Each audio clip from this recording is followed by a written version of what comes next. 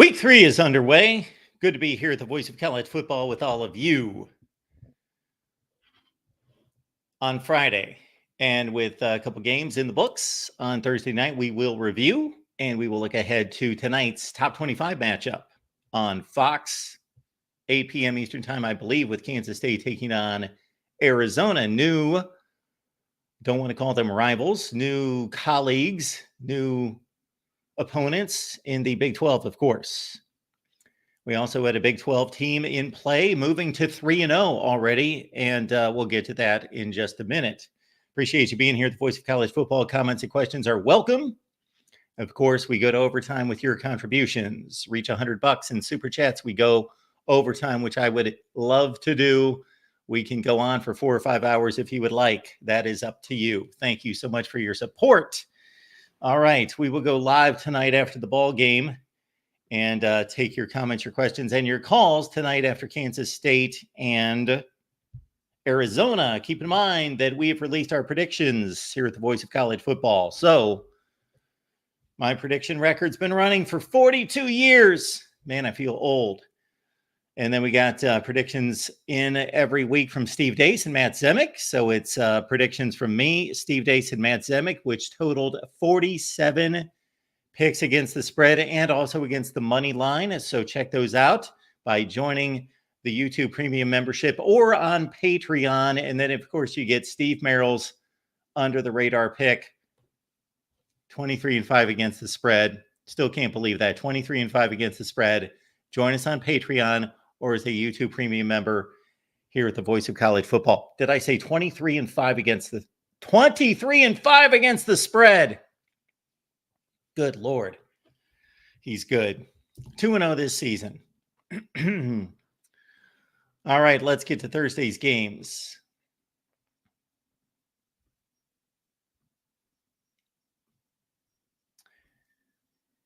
I can't say, as ESPN once again defaulted, there we go, many times defaulting to the top 25, even though I continuously click FBS on ESPN, defaults to the top 25. But here we go. We've got Arizona State squeaking one out against Texas State. It looked like a good ball game. Can't say that I watched much of it, kept track of it. One of those deals where, I'm going to sit down and watch some football. I meant to watch the Dolphins-Bills game last night, actually. And then I got I didn't get into it. I shouldn't say that. I'm having streaming issues with YouTube TV, between YouTube TV and my ancient laptop. Had all sorts of issues last night because I was going to sit down and I was going to watch Arizona State, Texas State, and the Dolphins and the Bills at the same time. And then I came across the Indians-Rays game, and I've not watched one inning of Major League Baseball this year. And I thought, you know what? I'm going to sit down here and watch. It's the 8th inning. I'm just going to watch the end of the ball game. Well, I watched like 2 batters, and everything froze. And then I thought, okay, well, let's try Amazon Prime. Let's go over there, check out the Dolphins and the Bills. And, yep, I watched nothing. Froze, nothing. And then I got on my phone, and I had the Arizona State-Texas State game. But me sitting there watching a game on a phone, that's not going to happen. So I had it up there, and I just kind of kept track of it. And, of course, Arizona State pulled it out 31-28. Now, unbeknownst to a lot of people out there, apparently they would consider this to be a near upset bid. This was not an upset, not technically according to Vegas. If you're looking at, power conference team versus group of 5 team, and not even what is traditionally a significant group of 5 team in Texas State, then you would think, this is an upset. This is an upset in the making. Not an upset in the making, according to Vegas. Had to correct a few people on that note this morning. Arizona State, Texas State, it was like a 1-point line, according to Vegas. Not an upset. But not to harp or emphasize the Vegas line. We don't do that here at the Voice of College Football. It's more about who wins the games, and this is significant for Kenny Dillingham and his Arizona State club, 31-28 over Texas State. And Texas State impressive in week 1. One of the surprising scores to me, and I have never claimed to be a group of 5 expert in any such way. I see very little group of 5 play. Not that I don't like it, not that I don't enjoy it, not that I don't think it's quality football, any of that. They're just always playing against the Power 5, and I've got to keep track of the Power 5. Let's reinstate the term Power 5. Why don't we just do that now? I am not fully transitioned from Power 5 to Power 4 anyway in my speech. I say Power 5 most of the time still. Check myself. Sometimes I now say Power Conferences and I leave off the number. But we might as well just go back to Power 5. Check out the live stream from yesterday. Also, the video we posted, which had basically the cut down version of my analysis from the show yesterday, along with our conversation with Spencer McLaughlin from Locked On Ducks, Locked On College Football. So we took that conversation with Spencer, which also was an Oregon State preview that you should check out on the Oregon channel with Spencer. Always great analysis from him. And then we also talked some realignment. So check that out. You can get that right here at the Voice of College Football on the main channel. But I'm not stopping there. I'm going to review some of the candidates as we are apt to do. And obviously you guys have supported that content and certainly responded to that content in the past very well in regards to possibilities, candidates lining up their football prowess historically, their current situation, their recruiting territory, their current head coach situation, administration, athletics across the board, looking at media market and also the academic ranking and other factors. So we will do that with UNLV, Air Force, Tulane, and others. Arizona State wins 31-28. And I don't even believe their big running back, Cam Sadabo, had a huge day. He did not. No. So Sam Levitt, 19 of 30, the former Michigan State signees, 19 of 30, 246 and a touchdown. Cam Sadabo, 24 carries, 62 yards, 2 touchdowns. So Arizona State off and running. Remember our plus or minus 3 situation. Plus or minus 3. What is that? That means that every year about 20 to 25 teams in major college football, not the group of 5 even, just the Power 5 conferences have an increase or a decrease of at least 3 wins from season to season. Plus or minus 3 candidates right now at the top of the board. Arizona State, 3-9 the last 2 seasons. Looking at a 3-0 start through week 3. Congratulations to Kenny Dillingham and the Arizona State Sun Devils.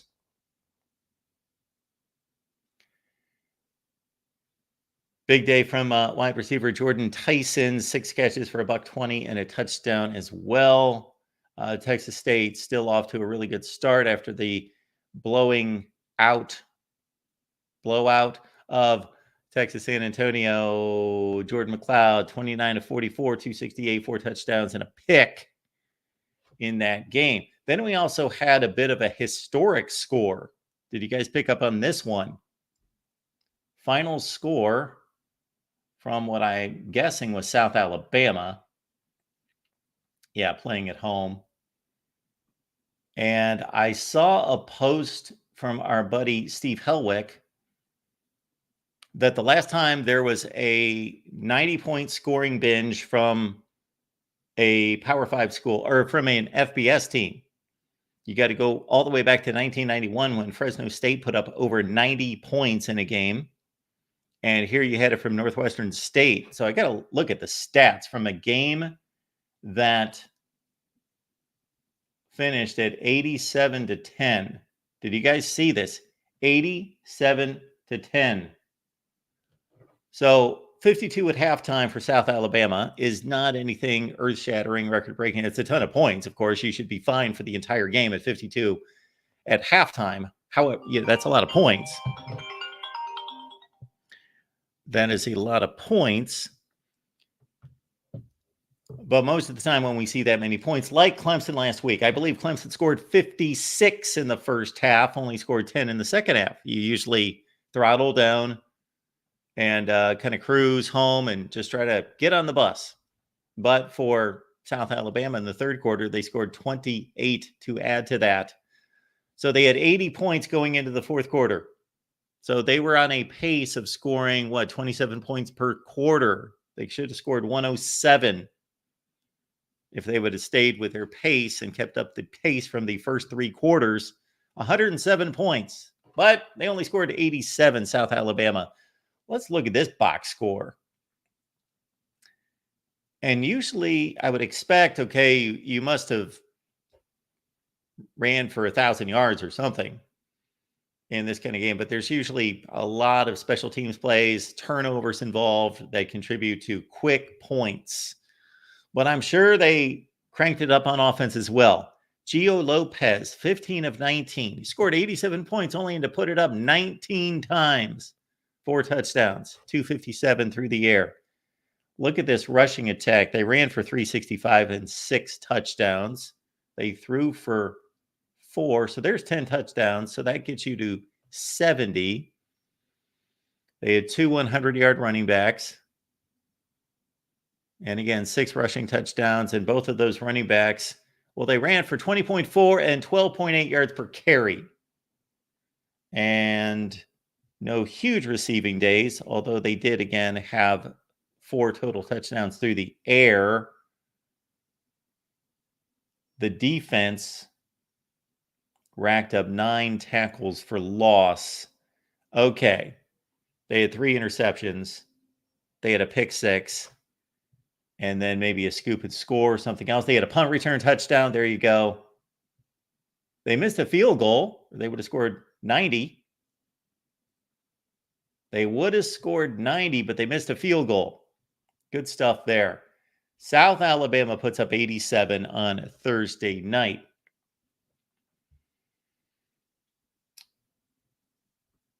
All right, folks, we're just going to run through week 3. And again, with the big news coming out of the Pac-12 and the Mountain West, we have posted videos on that. Please check them out. And also, we're going to run down all the candidates for entry into the Pac-12 and what that could look like. We'll work on that some today and some when we get to Sunday. Week 3, let's go on week 3. The call-in line is in the chat.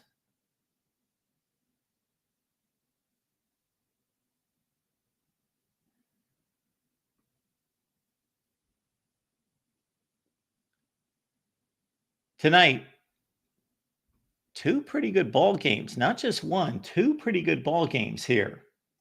What we've got tonight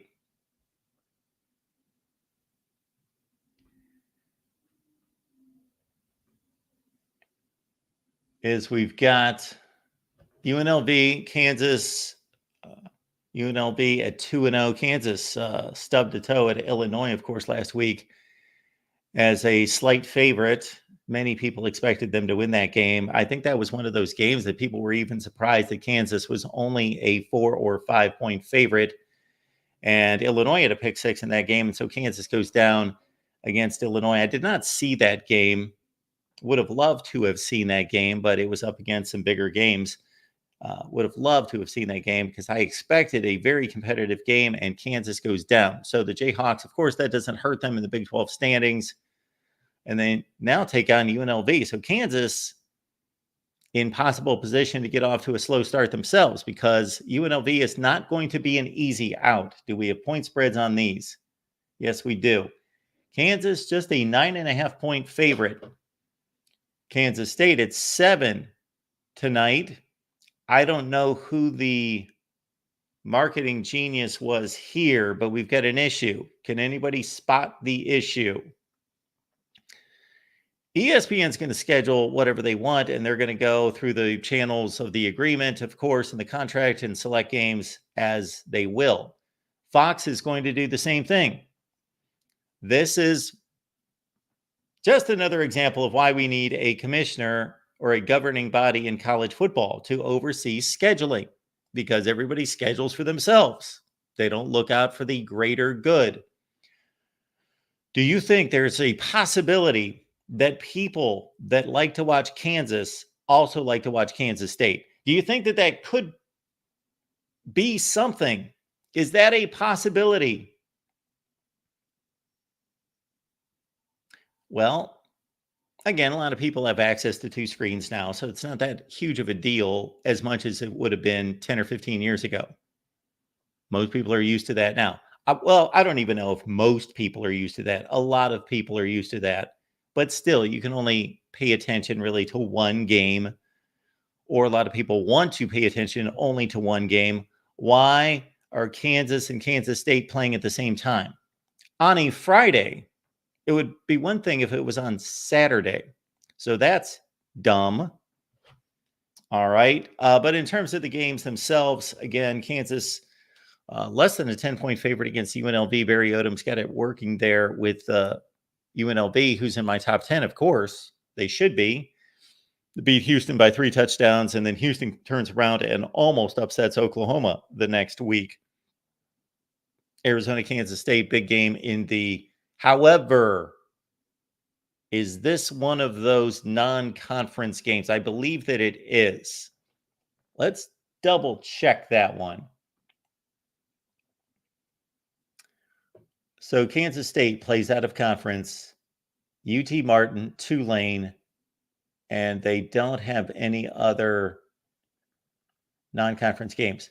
So BYU, Oklahoma State, Colorado is 3, West Virginia, Kansas, and Houston is 6, Arizona State, Cincinnati, Iowa State is 9 conference games. Therefore, yes, this is one of those weird conference, non-conference games. So even though this looks like a massive game in the Big 12, it's not. How about that? It's not. The significance of this Arizona-Kansas State game has been dwindled considerably. Because what is the likelihood of either one of these teams going to the college football playoff as an at-large? Next to zero. Next to zero. Maybe Kansas State can get it done. Let's say they go undefeated and lose the Big 12 championship game. Something like that. I could see something like 11-1, lose the Big 12 championship game. So there's a possibility there. It's not impossible, but the candidates from the 2 lesser conferences are obviously minimal in getting an at-large bid. This is a non-conference game. This would be an enormous game as a Big 12 game, but it's not a Big 12 game. We go into Saturday. I already see 2 shorts that I can post, and I hardly do any shorts. I need to do those, but I see 2 subject matters right there that I can do shorts on right there. And I believe I will. Too many people calling.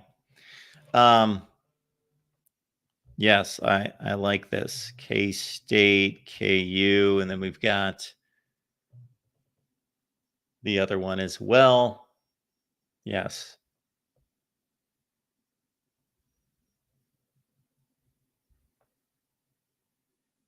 Got it. All right.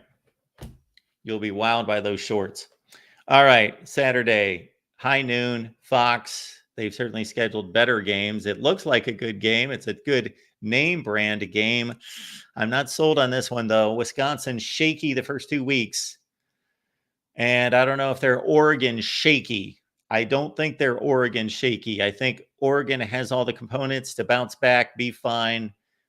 Offensive line issues. And again, check out our preview of Oregon State with Spencer McLaughlin on the Oregon channel. Also, excellent interview by our guys Ben and Spaz on the Oregon channel interviewing Yogi Roth. So check that out. That's over on the Oregon channel as well. But Alabama, Wisconsin. But of course, Bama, maybe I'm giving them too much credit. It took them 3+ quarters to kick it into gear for a second straight year against South Florida. Once they did, guys like Kobe Prentice, Ryan Williams, Jam Miller, those guys went off in the final 10 or 12 minutes of that game. They went off. That's when I tuned it in. 14-13. Oh, Bama's in trouble again against South Florida. Tune in. And I really didn't get settled into, okay, an upset bid. It was 14-13. Then it was like 21-13, 28-13. Bam. Just big play after big play after big play. So Bama will need to be reckoned with this year. I have little doubt that all the 8-4 predictions out there on Bama and not really being seriously considered as a national championship contender, I see them as a national championship contender. Going to Wisconsin, Tyler Van Dyke cannot be trusted. Sorry. Great arm. He's got the NFL arm. It's not one of those situations where we say, well, this guy should not be playing for a big team on a big stage because he just doesn't have it. He's not Davis Warren, Michigan. There you go. Not that guy. He's got the arm talent. He's got the arm from a big arm status rating evaluation of arm, but decision-making not the best. And that has now continued into 3 seasons for Tyler Van Dyke. Oklahoma State at Tulsa. I don't know the strategy here by the Cowboys in regards to the football program, the administration. The athletic department really is what is in charge here of scheduling games going to Tulsa. Maybe that's good for them. I don't know. They're about an 18 or 19 point favorite. Of course, Oklahoma State looked awful last week. They looked awful. Oklahoma State, and we had conversations with both the Arkansas side with Ty Hudson and the Oklahoma State side with Cody Stovall this week. And I watched that game start to finish, Oklahoma State and Arkansas, and Oklahoma State looked like the 50th best team in the country. They got blasted on the line of scrimmage. So whether those concerns continue, especially considering all the national publications considered Oklahoma State with a top five offensive line. They weren't last week. Ollie Gordon, just about 2.8 yards per carry against Arkansas. So Oklahoma State tries to kick it into gear against Tulsa. LSU and South Carolina, suddenly a big game. College Game Day is going to be there. And of course, I'm the one that always wants to promote the College Game Day location in Columbia, South Carolina, meaning slim pickings this week. But I think they like to spread the love to a certain extent. And this, is it a big game? I don't know. South Carolina's already racked up an SEC win. So let's not, here's the overreaction. The overreaction is South Carolina was bad last year. They were bad in week 1, and then bam, they lowered the boom in Lexington over Kentucky, 31-6. And now they come back home as conquering champions over the mighty Wildcats, the Big Blue of Kentucky. Let's not go too crazy there. Kentucky's 7-6 and 7-6 the last 2 years. Kentucky is 2-8 in its last SEC home games. 2-8 outright. So South Carolina is a touchdown underdog, as well they should be. That's about where the line should be in my estimation. LSU, of course, beat Nicholls State, lost to USC on the last play of the game. So week 1 loss, we tend to discard those teams. Okay, Texas A&M, they're out of the way. They lost to Notre Dame. For LSU, of course, they lost to USC. They lost. So this is how much the national narrative can change in any such way depending on the results. And of course, the results are what matter, but the results should not cloud our evaluations of the teams, meaning USC beat LSU on the last play of the game. And there's all this hype surrounding USC, and I've jumped in it as well, but there's all this hype involving USC, and they could be 1-1 with exactly the same football team, showing us the same performance level, but they just happen to lose on the last play of the game. And they wouldn't even be ranked right now. And LSU, if they had won that game against USC, they would probably be in the top 5 or 6 right now. No different. So we got to rank the wins and losses. I'm not saying that we don't rank the wins and losses, but in regards to our evaluation of how good these teams are, LSU just seems to be discarded now because they lost to USC on the last play of the game, while USC's trajectory is just skyrocketed because of the same result. Is Michigan going to score against Arkansas State? They're a 23-point favorite. A lot to be taken from that game. I was a bit surprised that on our Michigan podcast appearance with Steve Dace this week, that Steve is very intrigued by this game, thinks it's a big game for Michigan to figure things out. I have no doubt about that. But in regards to us being able to gain anything from it, Illinois coming off that big win against Kansas, the aforementioned win against Kansas. Illinois is now 2-0. How about that? However, guard against the letdown here, Brett Bielema. Central Michigan at Illinois, under Brett Bielema, certainly under Lovie Smith, but under Brett Bielema. Illinois has been susceptible, not necessarily losing, but been susceptible to MAC level teams. Memphis and Florida State, this is suddenly like a competitive game according to Vegas, and should be. Memphis has a track record of showing up against good opponents, well, maybe they won't show up though because it's Florida State. Florida State is the disappointment of college football. They are the one.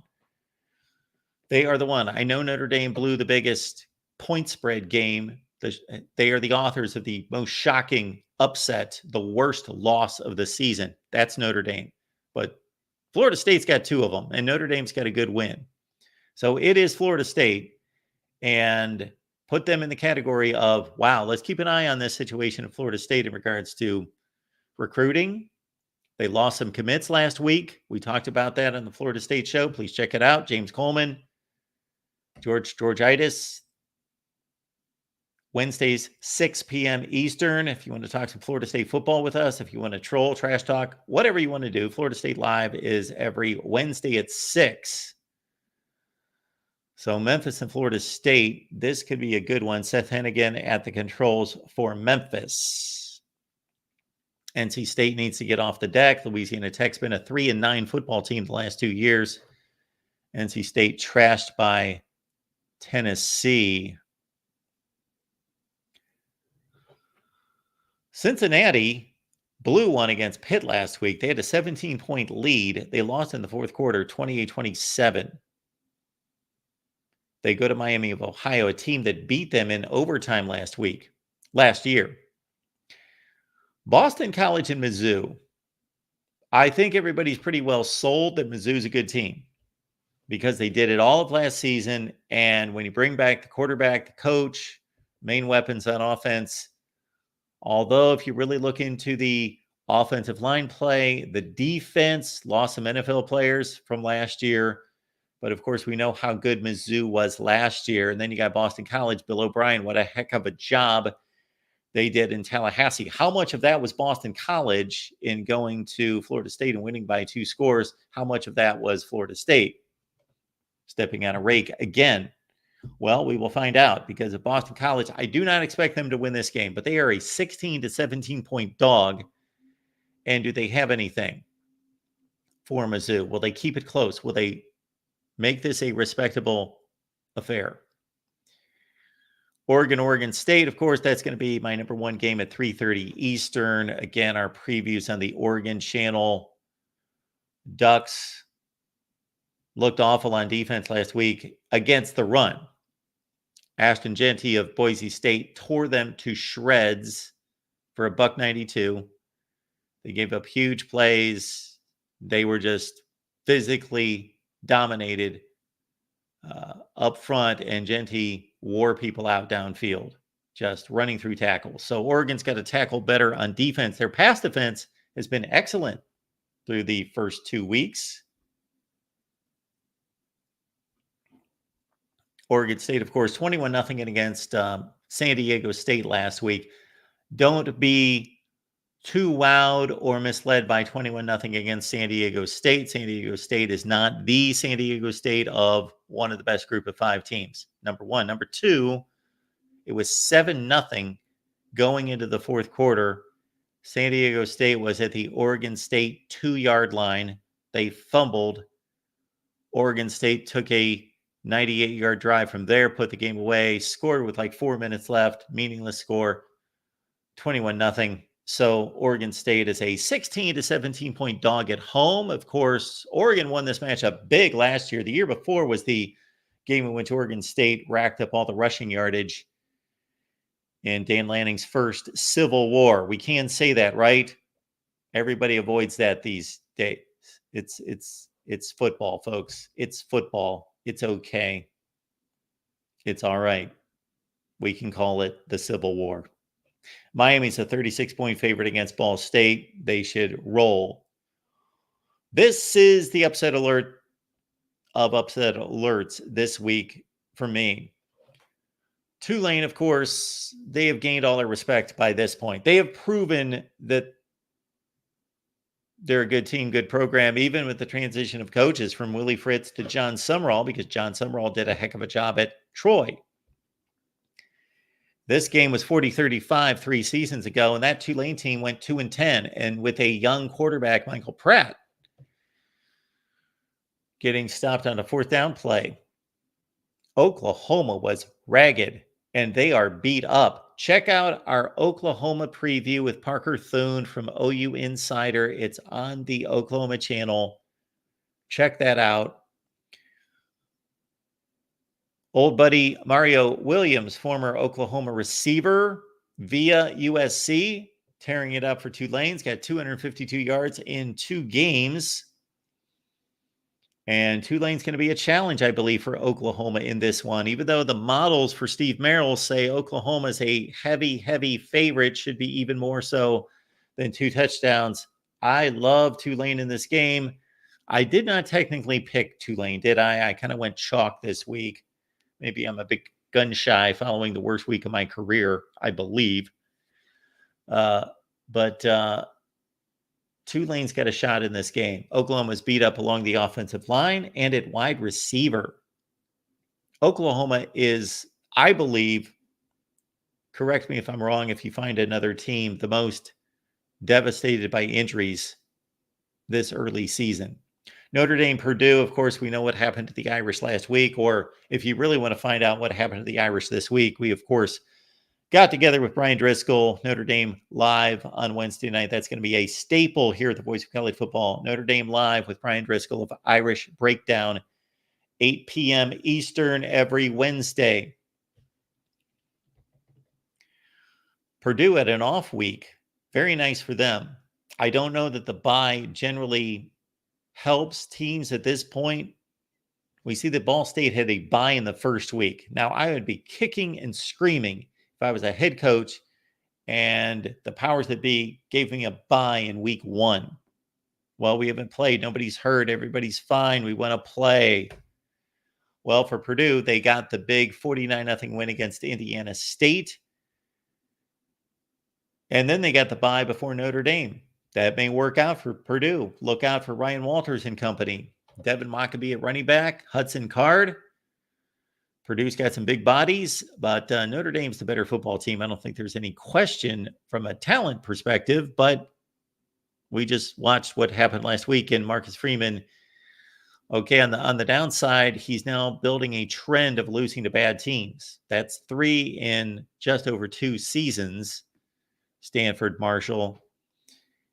But also Notre Dame bounces back from those losses. So will they do that once again on the road in a traditional Notre Dame versus the Big Ten rivalry that has been brought back? Good to see. That one's on CBS, Notre Dame, Purdue. Texas A&M, Florida. In any given year, that could be a big game in the SEC. But this year, not necessarily does it look like one. Although nobody's lost a game in the conference yet. Texas A&M, a road favorite. Both teams at 1-1. Both teams beat up on lesser competition. If you missed it, DJ Lagway got the start in place of Graham Mertz against Samford and blew up for 456 in yardage. That set the all-time Florida freshman record at quarterback, breaking Chris Leak's record. Michigan State, what a big win for Jonathan Smith against Maryland. Sparty is 2-0. They've got Prairie View. If you want to find that, it's on the Big Ten Network. Washington State. That is going to be my next gripe here, is going to be Washington State, the Apple Cup, and the Civil War should not be played at the same time. Let those Pac-12 purists revel in some tradition. Let them revel in some tradition. Play them at 2 different times. And then also we've got the Peacock factor. So a lot of people that would be watching Washington State won't. But again, why play those at the same time? Don't do that. The Backyard Brawl, West Virginia, Pitt. Pitt, this is about an even game in point spread. Interesting. West Virginia, of course, lost to Penn State. Pitt struggled against Kent State a couple weeks ago and then struggled against Cincinnati, but they've rallied. They're 2-0. Pat Narduzzi emphasized what a great rivalry this is, one of the best in college football this week. Pitt, West Virginia, with Eli Holstein at the controls for Pitt. Iowa, of course, needs to bounce back against Troy. We've got Utah State. In-state rivalry shouldn't be an issue for Utah, although they are only an 18-point favorite. Duke's 2-0. They're going to be 3-0, you would think, after taking on UConn.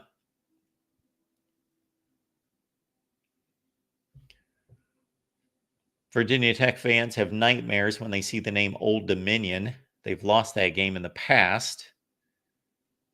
And Old Dominion gave South Carolina a scare in week 1. So now we've got Old Dominion, who played well in week 1. Don't know what they did last week, taking on Virginia Tech. So don't look past that one. Ole Miss and Wake Forest, the Rebels are rolling. Check out our new Ole Miss live show.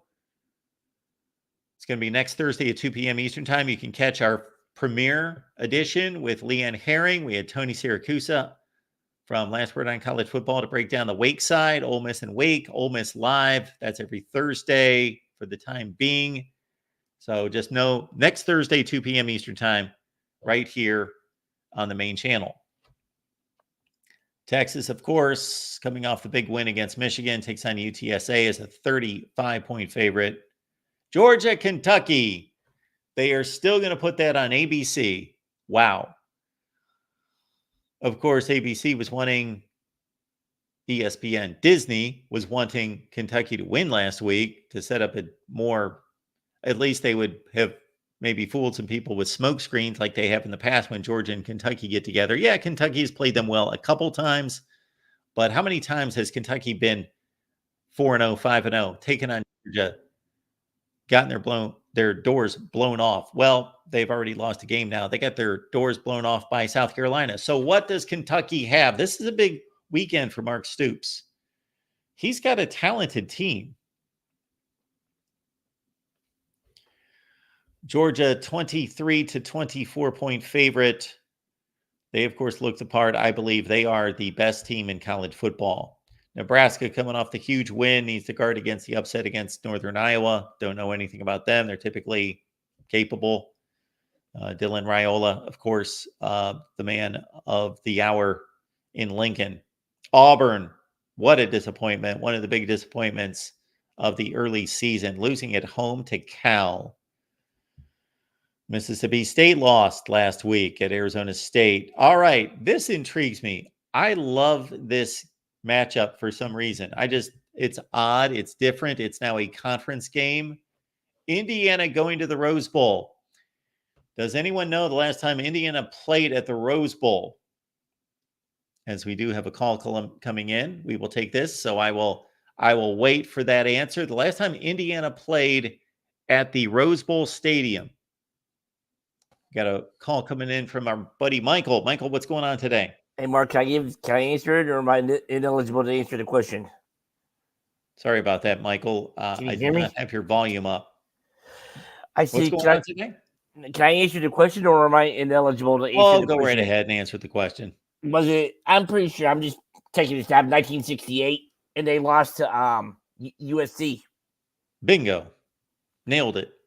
Yep. Now, if you can give me the score, what should I give you? Let's see.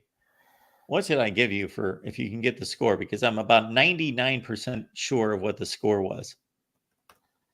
But yes, Indiana won the Big Ten championship in 1967, or at least tied for the Big Ten championship. Went to the Rose Bowl, lost to USC. Yep. I believe 14-3. You would be correct, sir. Okay. And O.J. Simpson had a pretty decent game against him. I think he scored both touchdowns, if I'm not mistaken. That would not surprise me. Yep. All right. Anyway, did you get a chance to watch Texas State and Arizona State last night?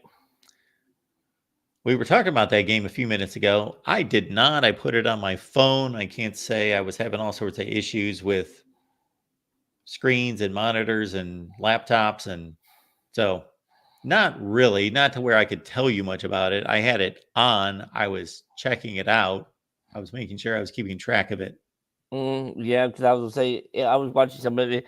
Is Arizona State that good? And Texas State, I mean, what are they in, like Conference USA, or are they in the Sun Belt? Texas State's in the Sun Belt. All right. Did they got a chance to do something this year? It's hard for me to keep track of these conferences anymore.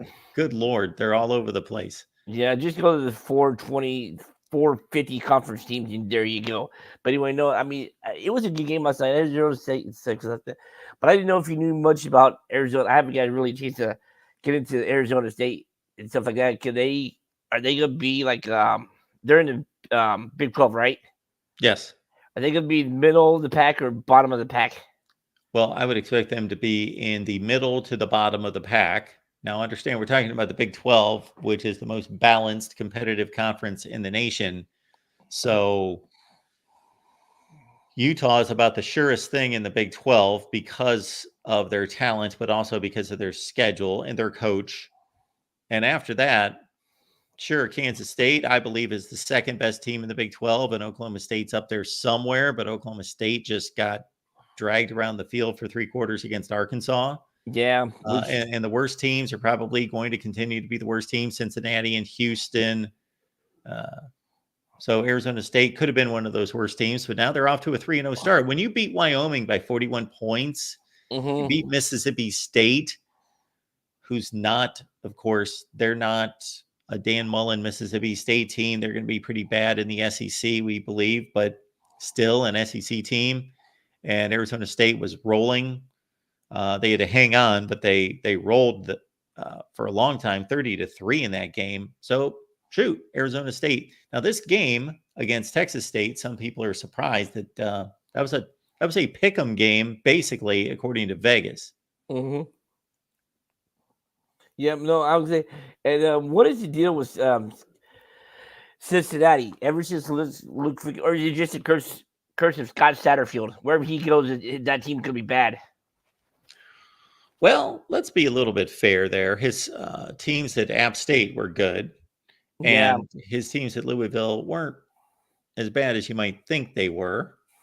You know, he was in the 8-5 range, but Luke Fickell's last team was about the most talented, even though that wasn't the playoff team. Those last 2 teams were the most talented Cincinnati teams we've ever seen that had many NFL draft players, and they left with Luke Fickell, but they went obviously to the NFL. And he also took a lot of players with him from Cincinnati to Wisconsin. That's Scott Satterfield's responsibility, of course, to replenish the roster. But let's give him a little time. But it's not looking good. You're right. All right. Does Wisconsin have a puncher's chance tomorrow? Yes. Or will it be a second round TKO for him? Well, both can be true. You can have a puncher's chance, and you can still get blown out. Yeah, just like Michigan last week and stuff like that. All right. Being that you're the de facto commissioner of college football, can I propose a new law or a new rule? Of course you can. All right. once the team is like high school, once the team gets up 35 points, can it be a running clock in the second half and do 10-minute quarters like that happened in Auburn a couple weeks ago?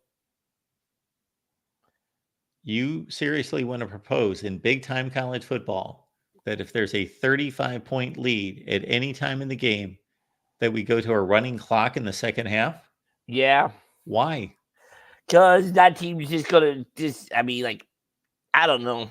I figure it's just that game's not going to be fun to watch no more. And Nobody's forced to watch it. True. Who's forced to watch the game? True. I mean, unless you're like IU people who leave at halftime every week, but I digress on that one. No, I don't know and stuff like that. Because you seem like once you get up there and stuff like that, to me, it's like, bleh.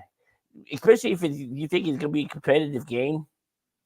Like, I thought it might have been. I mean, I did pick Georgia to beat Clemson a couple weeks ago. But did anybody really think it was going to be 34-3? Well, it was 6-0 at halftime. Mm-hmm. So, first of all, it never hit your threshold, so there would not have been a running clock.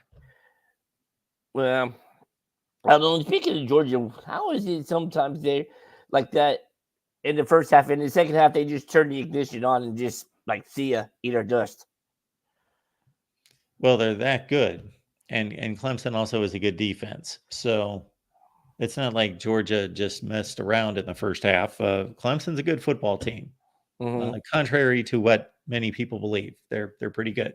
Yep, and I don't have it with me, but does Louisville play Miami this year? I don't. Yes, they do. They host Miami. Oh, good. I mean, I got to get to hook up with Coach Baum to get a ticket for that game, though, man, because I got a feeling that's going to determine who wins the ACC. Well, it could determine who plays in the ACC championship game. Well, that's what I meant to say. Determine who wins the ACC. Yep, that's what I meant to say. And who did you pick? Are you going with Miami or are you going with Louisville to win the ACC this year? Well, I said all summer that Miami's the best roster, the best team, the best two deep, all that other business. I officially picked NC State to win the ACC. Yeah, I don't think that's going to happen, is it? Well, it doesn't look good after what they did last week, but I could roll off a bunch of teams that won conference championships after losing a bad non-conference game. True. They're 0-0 right now, but yeah, it doesn't look good. Miami looks like the best team, although that bounce back from Clemson was fairly impressive last week. Mm-hmm. Yeah, not bad, because the way they played against Florida, my goodness, he's like, that looked like the Miami of old. The way they just throttled Florida there in the swamp. Yeah, you're right. They took care of business, and that was impressive. But yeah, we'll just have to see more from Florida, though. I don't know how impressive that was. Okay, I'm looking at your thing, and I'm thinking I see it's a 7:30 kickoff for Air Force and Baylor tomorrow night, right? That's what I see on the screen. Yes. Over under the over under is 90 minutes. Is the game going to be done by 9 o'clock? No. No, I say that because doesn't the Air Force still run the option? I get your point, but I'm just answering the question. Yeah, I know. It's not going to be over by 9 p.m. But yeah, it might be one of the shorter games of the day, although I've not really looked into Baylor's run-pass ratio. Mm-hmm. The last time that these two got together, do you remember that? There's another trivia question for everyone. When is the last time Baylor and Air Force got together? Look, can I get a clue, sir? If I ask you a question, can I get a clue? The reason I bring it up is because it is the coldest reported bowl game ever. Was I alive when they played? When this happened? Yes. Okay, I'm gonna say, was it in the mid-90s? 2 years ago. Where at? The Frisco Bowl in Texas. Oh, in Houston. I think no, not Houston. I can't remember. But did Baylor in the Dallas area? Dallas. But did Baylor win the game? No, Air Force beat them pretty badly. Oh, okay, not bad. So, not bad. I think then UNLV, like I said yesterday, be the next two joins the Pac-12 and stuff like that. So Colorado State take care of Colorado and put them out their misery tomorrow night? Probably not. I don't know. Haven't given that much. Who's got that game? So that's a CBS. night game. This is a 7:30 game on CBS. Oh, there it is right there. Okay. Yep. Yeah, well, they played a great game last year. Mm-hmm. That was a phenomenal game. Yeah. I found it amusing. I don't know if you saw this clip this week that they had the audio from, along with the video, but they had the audio, which they rarely do, from the coin flip of the Colorado-Nebraska game. Did you see what Shiloh Sanders said to Nebraska? No. What He do you said, say? "We're going to roll you." Yeah. Okay. What happened there? Yeah. Yeah. I try not to be the old guy that is constantly telling people to get off my lawn, but when I hear stuff like that, I feel like the old man that's just like thinking, okay. Oh, speaking of Shedeur, is he playing tomorrow? Shedeur or Silo? Which one got hurt last week? Shiloh Sanders, I know, got hurt. Okay. He should be out. I think he broke a bone in his forearm. Those are no fun. So. Speaking from experience, those are no fun. I hope you've never had a broken bone yourself. But no, just wondering stuff like that. So hopefully, I got a feeling for Jarrell. I feel sorry for Jarrell tomorrow night, man. That he has to go through that misery. Yeah, that should be a rough one. Yep, not bad. I was wondering, but why did it have to be the Saturday night game on ABC? Why couldn't that have been like on the SEC Network Plus? Well, there's just not that many games to go around. Sure. There is just not a whole lot there. Mm-hmm. It's not a great week. No, yeah, but for that to be the ABC primetime game, you're right. Although I think we're in this outdated mindset because every time we get into scheduling conversations, it sounds like people always think that the primetime games are the biggest games, and they're really not. No. But or did they think they look at the matchup before the season? Okay, we're going to slate this game for 3:30. Slate this game. What is it? They just look at what they think before the season starts, before they set the game times. No, there's only a few games that are set before the season starts. Okay, I didn't know how that worked. Yeah, so I don't exactly know how the current contract runs, but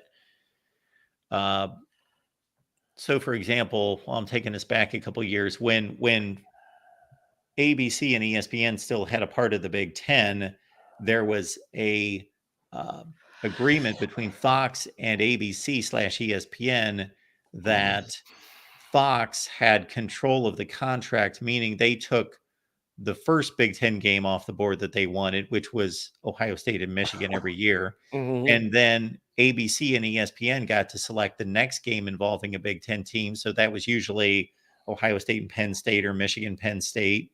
And then they went back and forth for the first like 5 or 6, 7 big games. I forget what the number was.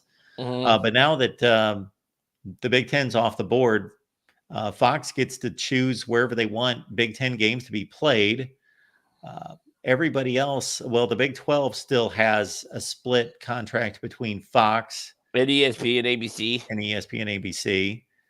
Of course, CBS and NBC are also involved in the Big Ten. The Big Ten as well. So again, I don't exactly know how that works. I haven't looked into the contracts, and I don't know if that's out there, if it's documented, but I used to know how all that worked, but I don't know the way the current contracts work. But very few games are selected before the season starts, but then the games are selected the Monday, the week before. So not this past Monday, but the Monday before Labor Day. Labor Day. Yes, they make Labor Day for this week, for this schedule. Yeah. But next week will be this Monday will be selected for the 12 days in advance schedule. That's so teams know when they play and people can travel and buy tickets and do all those things. Yeah. How do you see the TCU Central Florida game will match up tomorrow night? Oh, I think that's going to be a heck of a game. Mm-hmm. I think that UCF is going to be one of the most fun teams to watch because of that offensive arsenal that they've got with RJ Harvey's one of the best backs in the nation. KJ Jefferson at quarterback. Gus Malzahn dialing it up. Where was speaking of KJ, where was he? Was he at Arkansas last year? Yes. What did he do? Graduating and using his 5th year? Yes. All right. I was just wondering stuff like that because I'm trying to think who's under center for TCU now. Hoover. What's his first name? Chad Hoover. Josh Hoover. Josh Hoover. All right. Now, last thing before I let you go, because I'm sure you got a gazillion callers, stuff like that behind you. Do you think Oregon's playing Wolf right now? No. Or do you think they're not that good of a team? Neither. I think they're off to a slow start. I don't think they're playing Wolf. I don't think they're intentionally sandbagging the game to make it look close. Boy, if they were doing that, they're playing with fire. Yeah. Especially that second game against Boise State, they could have lost that game easily. Yeah, and everybody said, "Oh, going to be in trouble." Stuff like. I knew that was going to be a good game last week. I don't know if you was with me or agree with me or not, but I thought I was with you. Yeah, but everybody thought they should have blown. They was not going to blow Boise State out, and I think they're win the Mountain West this year. Yes, but they as far as Utah, is this going to be the last year we see Cam Rising, or is he still out with a broken arm? No, he's healthy and playing. Oh, is he? I thought he was hurt right now. Did he get hurt? Cam Rising last week? No, I don't know. I thought I must have read it. I guess I read it. Maybe he did. Maybe he did. Maybe I missed that. I'll have to look it up right now. Yeah. I apologize if I missed Cam Rising being hurt. Maybe that's why they're only an 18-point favorite this week. Against who? Utah State. The rivalry game and stuff like that. I'll have to look that up. I did not. I didn't see that. But do you think besides that's one.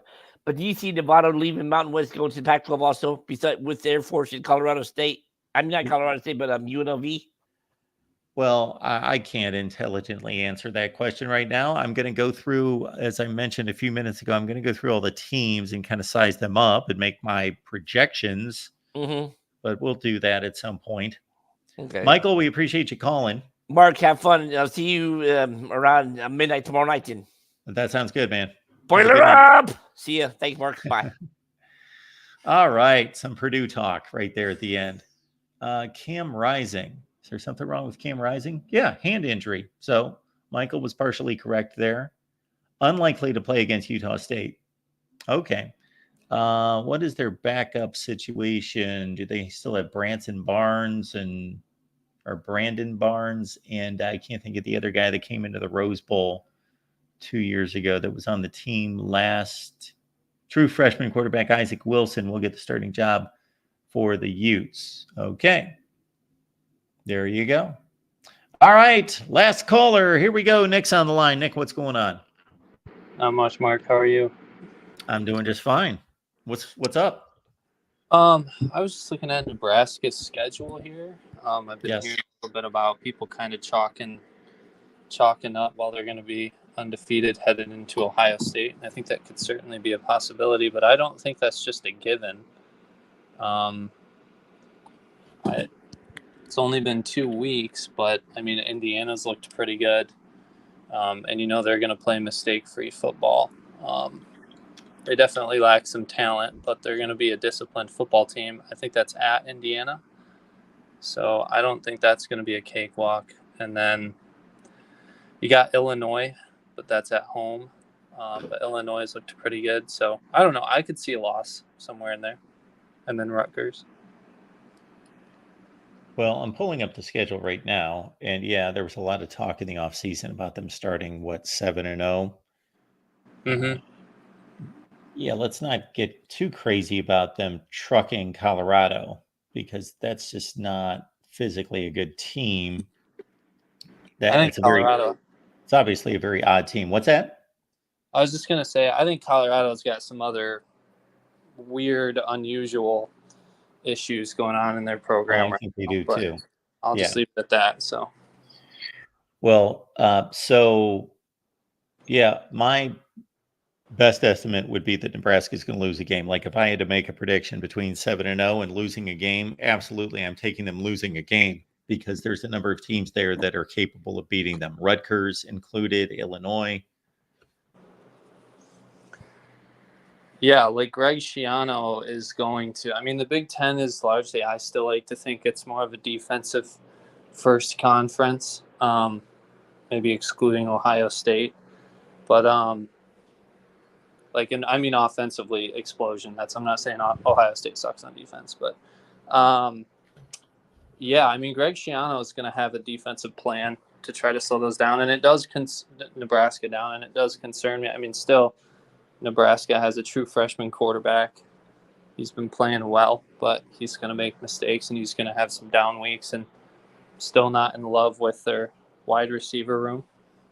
So would you agree with that? Or Well, Nebraska picked up 2 capable wide receivers that are their 2 premium guys. Isaiah Nair from Wyoming/Texas. These guys are going to 3 schools now, and then Jamal Banks from Wake. They're good receivers. They're not All-American candidates by any stretch, but I was impressed with they just the way they came out against Colorado and just beat the crap out of them along the line, which was expected. But also, every time a running back or wide receiver was in the open field, it just seemed like they were tough to bring down. They just beat up Colorado's linebackers and secondary.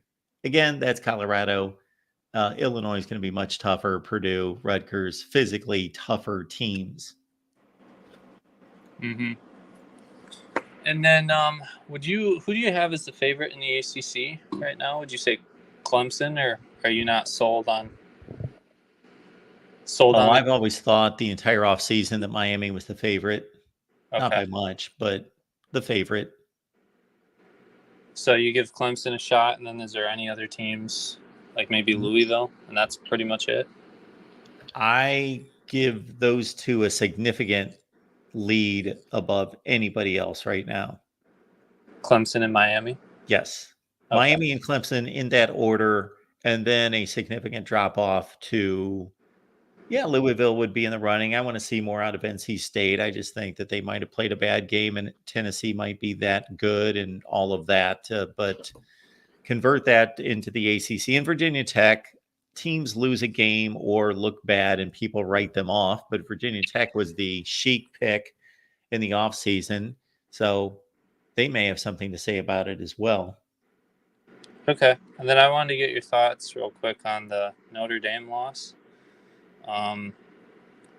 When have you seen a more disappointing performance, like a bigger upset? Because wasn't Notre Dame ranked 5th, I think? Yes. So, are we going back to Appalachian State, Michigan, or was that? Well, that's the first thing that came to mind. As soon as you reminded me that Notre Dame was ranked number 5, that's what reminds me of Appalachian State and Michigan, because Michigan was preseason number 5. That's a great question. What is a more disappointing loss? A more inexcusable loss? Wow. Even though they played horrifically, their defense is supposed to be a top-level defense, and if they would have made a stop on the last drive after Riley Leonard threw a bad pick, they still had to give up 3 first downs to give up the game-winning field goal, and they couldn't stop Northern Illinois. That's where their defense, it was all on them, and they couldn't make a stop.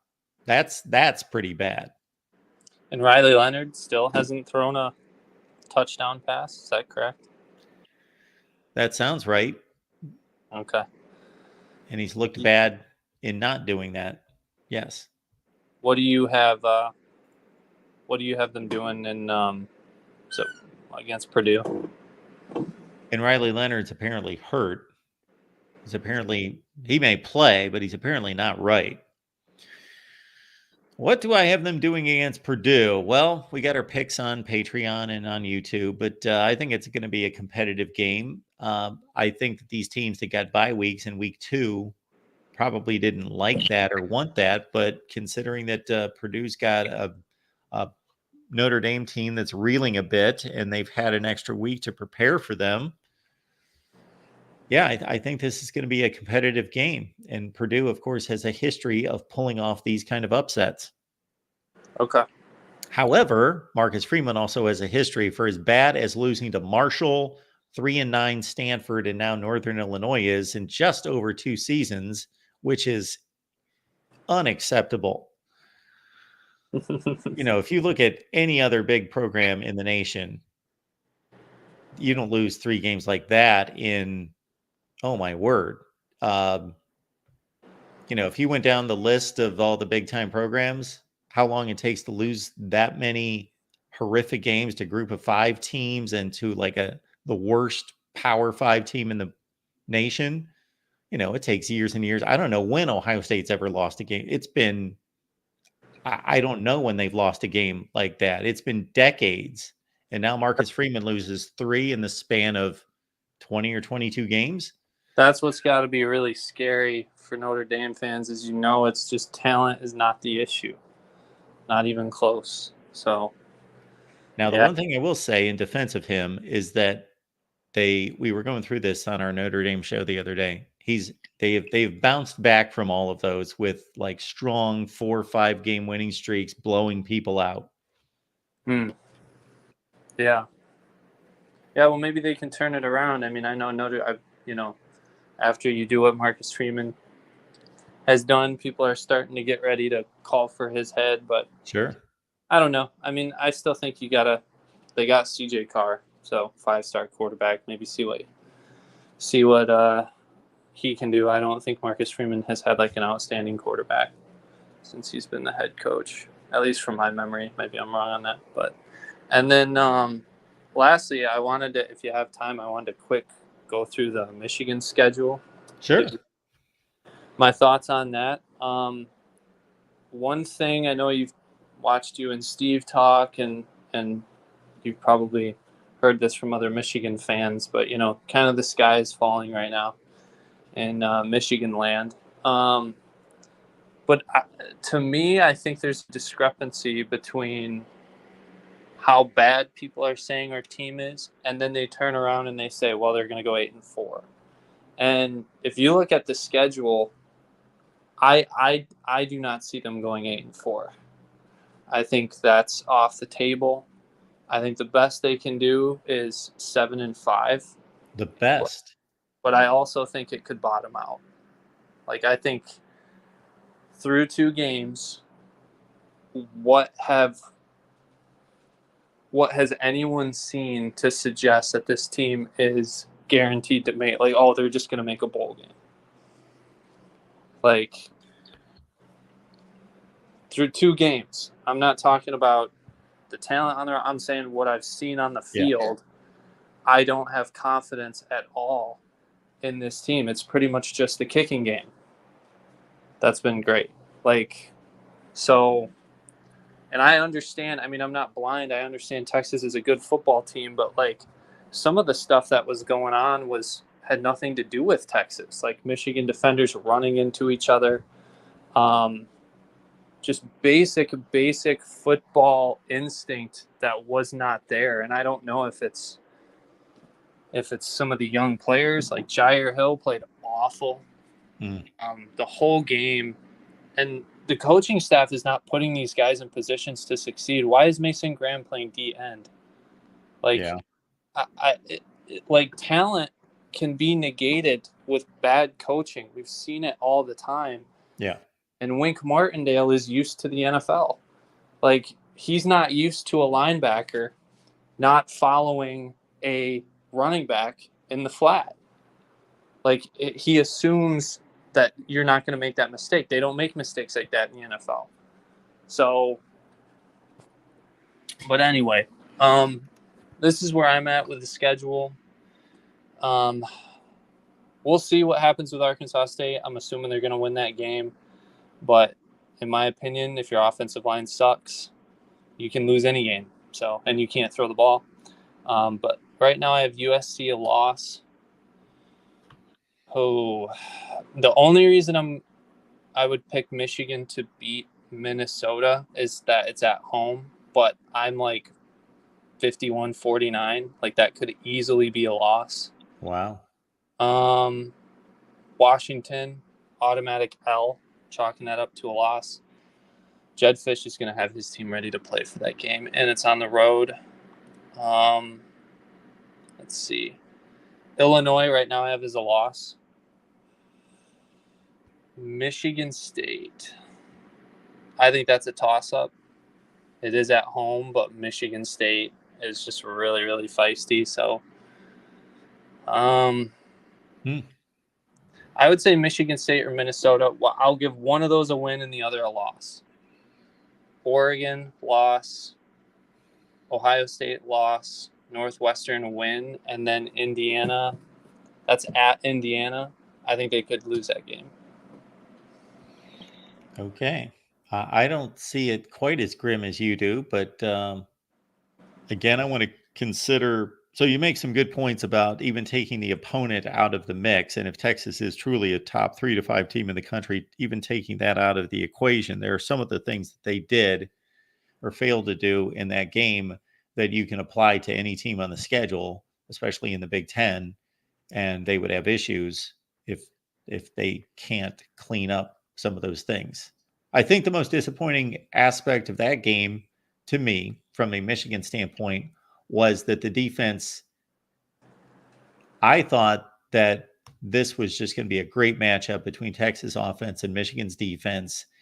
And if you would have told me 31-12, I would have envisioned more of a one-score game at halftime and then a slow separation in the second half and kind of a misleading 31-12 final, as opposed to what we saw where Texas went down the field from the first drive, missed a field goal. And I thought, well, Texas really made that look easy, but Michigan was lucky to come off the field with Texas scoring no points. Like, Texas should have scored a touchdown on that drive. Yeah, did they have one called back? I guess that was on a hold, and then then they missed the field goal. And I thought, well, either Michigan's going to have one of these days where they're lucky, they're going to, the ball's going to bounce their way, or this is just, the dam's about to break. And our defense was, there was the dam didn't break. There was no dam there. It was just free flowing the whole time. Like, yes. Like, and those guys were gassed. And the second possession Texas had, dudes had their hands on their hips. It was ridiculous. Like, yeah. So that's why, like, I could see Michigan going 8-4 if we really had a stout defense. I don't think that's the case. And I think there's several reasons for that. But, another really frustrating thing is, like, throwing the ball. Like, our offensive line sucks. Like, they're terrible. Terrible offensive line. Josh Prevey, I don't think he's a good player. He should not be a starter. Evan Link, redshirt freshman, has averaged literally a 0 grade on PFF. He cannot pass block at all. There's 3 guys on that line who are just not up to Big Ten offensive line standard, at least in my opinion. So with that being said, then as a result of, clearly the coaches have to know this. They're not blind. They're seeing this. They're paid so much money. So then they trot out Davis Warren to try to throw the ball behind an offensive line that can't protect him. Like, I don't understand. I honestly have no clue what they're doing. Like, this coaching staff, I've lost all faith in them. So, and I didn't want to freak out after 1 week, but after watching Texas be a great football team and just destroy us, and then not only that, but compounding that with the total incompetent coaching performance and sloppiness, I do think this could spiral out of control. I'm not saying it's going to. Maybe they figure some things out, but I don't really know how much of this is fixable, and that's what has me concerned. So, based on the personnel they have on defense, that should be fixable. The offense, yes, is going to be tough to fix with no playmakers on the outside. Best players, the tight end, the offensive line, those are always difficult to fix in season. and the quarterback situation being what it is too. You don't have a guy that can shoulder the game and be a Superman out there. Khalil Mullings, I think, is a capable back, but when I look around the country and I watch games on Saturday, and this struck me on Saturday later in the day, I was thinking he's a guy. He's a good back. He's a capable back, but he should be in some kind of rotation. And now that Donovan Edwards continues to prove to us that he's not a number one back, he should be more of a gadget player, he should be what he was with Blake Corum, that they don't have Blake Corum anymore. They may not even truly have a number one back. Of course, they technically have to have a number one back, but they probably don't have one either. So a lot of things are going wrong at the same time. Well, and it's you gotta have some, and our punter is not good, and I know that's hilarious to be focusing on that so much, but hey, I mean, when you don't have an offense, you can try to take the Iowa identity. Yeah. But our punter sucks. So I mean, Texas had how many short fields? Yeah, that's I didn't really think of that or really take that into account, but you're right. For all these horrific Iowa offensive performances, they're the best punter in the country. The guy was phenomenal. So, and then with Sharon Moore, this is the last thing I'll say, but Sharon Moore, first-time head coach, the whole point of hiring him was to keep the culture in contact and have some carryover and keep these guys from transferring. Well, that's kind of feeling like it's out of the window. So now you're stuck with an inexperienced first-time head coach at Michigan, which any other guy, that's not a good idea. And I just fear that maybe we look back as a program, and it'll be interesting to watch the trajectory of Washington, because there's a very real possibility Michigan hired the wrong guy and should have fired Jed Fish. So we'll see. Yeah, and it's kind of suspicious that they come out with this announcement of the contracts, because that became such a talking point last week about him not having a contract. And it's not unprecedented, but still, then they lose to Texas, and just a day or two after, boom, they're signing him to a contract. I don't know if they're giving the proverbial vote of confidence or just letting everyone know everything's fine here. We still have he's still our guy. We're still confident, or they're trying to maintain a recruiting class. There could be a lot of various thoughts there. Yeah, it's hilarious, right? They had all that time to sign a contract, and then as soon as it becomes questionable, and you could make the argument, okay, maybe Sharon should be on a prove-it deal, right? Let's see how this turns out, because people are saying oh, Sharon can't get fired after this year. I'm telling you, if this actually bottoms out as bad as I think is possible, and I'm not going to say exactly what the record I have in my head could be in that scenario, because people would say that's ridiculous. But if it really bottoms out, he could, because he should. Yeah, because we're not talking about a coach that has equity there as a head coach, or has any equity in showing that he can be a head coach somewhere else. This is a guy that has no experience, has never shown that he can run a program. So, this is big time college football in today's world, where show me something now, and otherwise we can't afford to give you a 3-year run. No, because otherwise your recruiting class will collapse. Yeah, and in this new conference, you'll get trampled. And Michigan's NIL is already it's taken steps forward, but it's not great. I mean, we just had our best defensive line prospect in the class flip at the last second because Auburn drops a bag. And on the day he was going to commit, the top 100 wide receiver, Andrew Marsh, almost flipped to Washington. So this is, I mean, you got, some nice classes coming in here. But the 2026 class with the 5-star QB, Brady Hart, he ain't going to come to Michigan if they, if this bottoms out. All that's in jeopardy. So, yeah, I hope he turns it around, but there's a breaking point. So we'll see. It's going to be really interesting to watch Washington and Michigan, see kind of the trajectory of both of those programs. So, but anyway, that's all I got for you. Thanks for taking my call. Thanks, Nick. Appreciate it. And it's a fair point there by Nick about Washington. They started the season as, in my opinion, the wild card.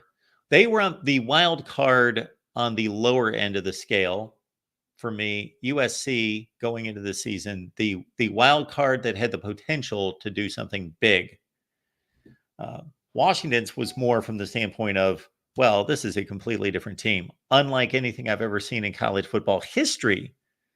If you talk about different head coach, therefore completely different head coaching staff, different quarterback, depending on how you count starters, either 20 or 21 of 22 starters different, and then a different conference, that's completely unprecedented. Just a brand new program this year. And since Jed Fish accomplished what he did at Arizona, there is some level of confidence that he can replicate that at Washington. And they have a history where they will invest in football. They have a storied football program. It's not Michigan, but it's top 15-ish.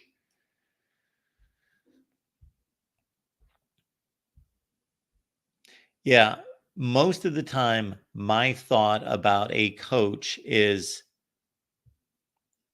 there are so many components to this Michigan situation that are different than the norm, because typically when there's a new head coach, there's obviously a reason there's a new head coach. And 90% of the time, it's because the other coach wasn't getting the job done and he was fired. So you're taking over a program that is either just flat out awful or is a big time program not meeting expectations. So you give the guy that you just hired, who typically has a track record, you give him some time. But in this situation, you've got a guy that has no experience as a head coach, but you hired him from within, and you've got a national championship in your back pocket from last season. Therefore, I'm not trusting anything. I don't have anything to trust as a head coach.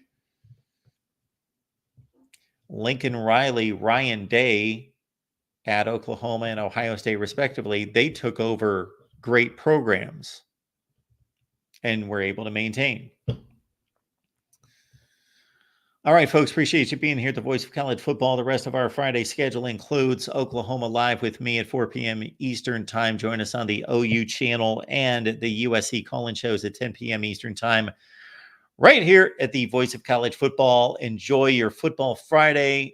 2 pretty good football games on tap for later tonight, and we will be here post Kansas State and Arizona.